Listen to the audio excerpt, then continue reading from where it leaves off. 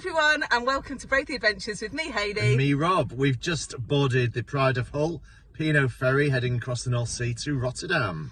And this is a journey that we've made previously in 2024. We made a video about it when we travelled via the Pride of Rotterdam to Efteling. So we're keen to do an updated video for you. We're staying in a different cabin, travelling on a slightly different ship, and we're going to take you along for the journey, show you the ship itself, take you on the road with us, and then at the end we'll tell you how much it cost and whether we felt it was value for money to travel to Efteling in this way. So let's go and get on to the Ship of Dreams.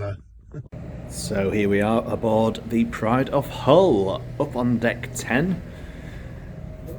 We've got a cabin just along here somewhere. All looks the same on here, so it's a bit difficult sometimes to find out which part of the ship you're on. But there's lots of people helping you out as well, which is good. So here we are, 10293 on the 10th deck. Let's see. And here we go. What type of cabin's this? This is a premium cabin. Is it? But, with a very scary door.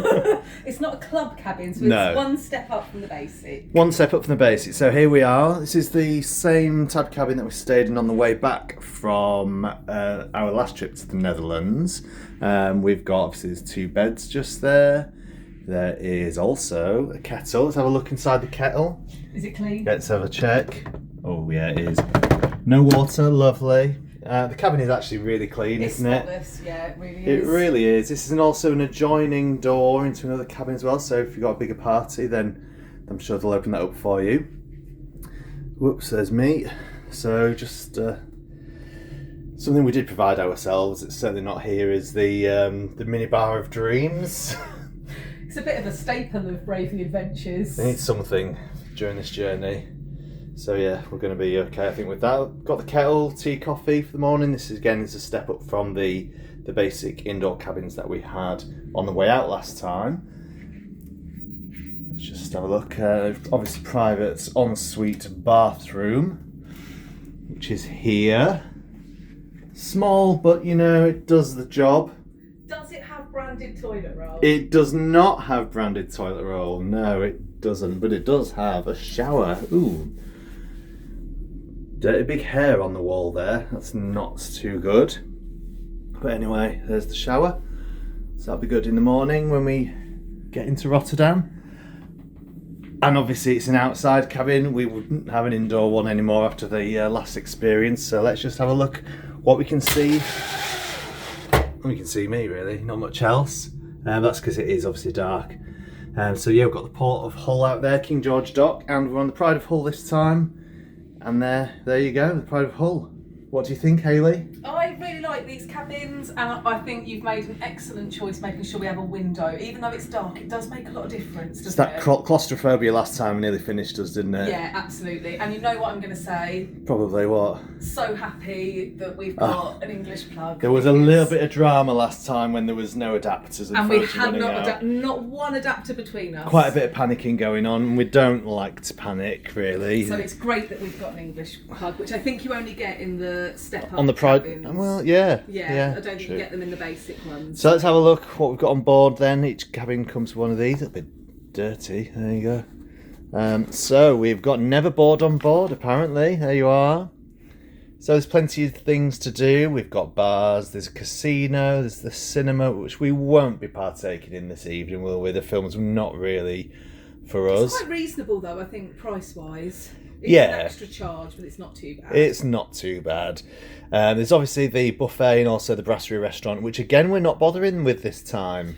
It wasn't really for us, was it? I think we covered that if you've watched our previous video from last year's visit. It wasn't a huge amount of choice, and it weren't many veggie options either. There wasn't. It wasn't the best. So we've brought our own stuff on with us today, and there is also some food available from the Costa The as pizzas well. come highly recommended, so I think we'll try one of those out.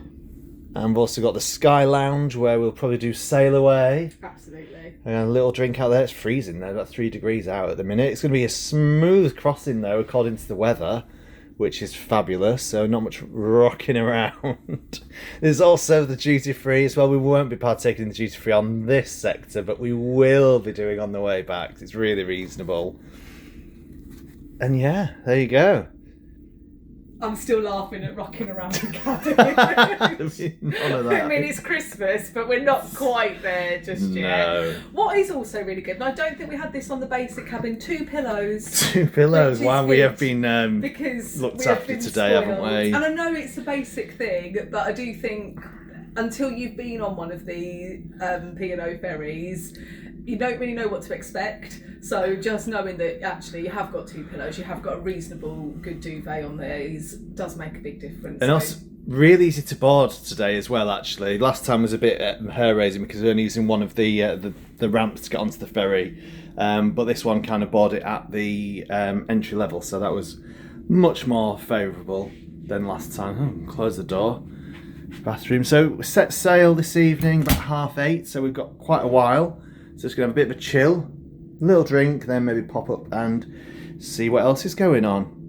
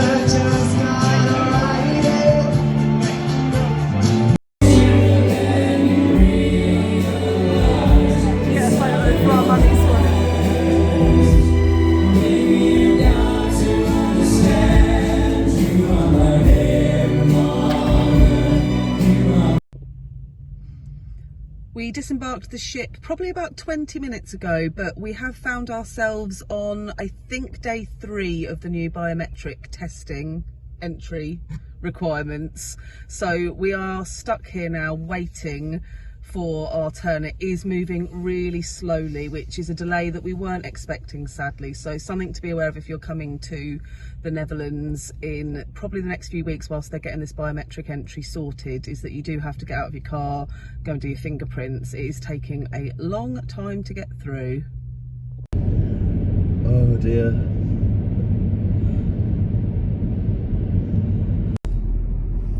So finally through passport control, which did take probably about 25 minutes, but actually once we were through and did the fingerprints it was quite quick.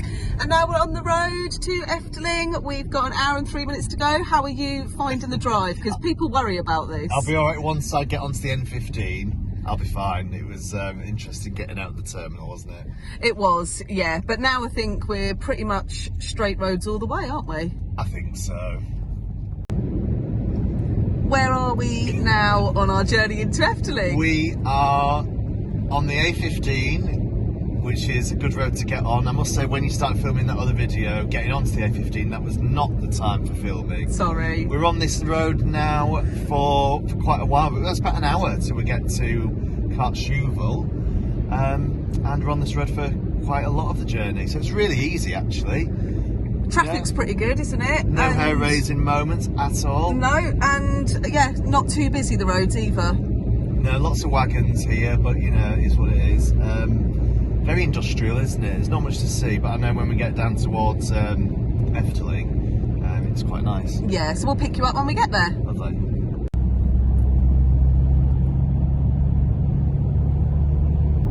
So we are 8 minutes away from Efteling. Really easy journey so far. It's a bit busy on the roads, but to be expected in the morning, really. But just for reassurance for those of you thinking of taking the ferry and then driving across, or taking the the shuttle and driving. The roads are really easy from Rotterdam. It's just 1 hour 15 generally. So yeah, we're nearly there. 8 minutes away.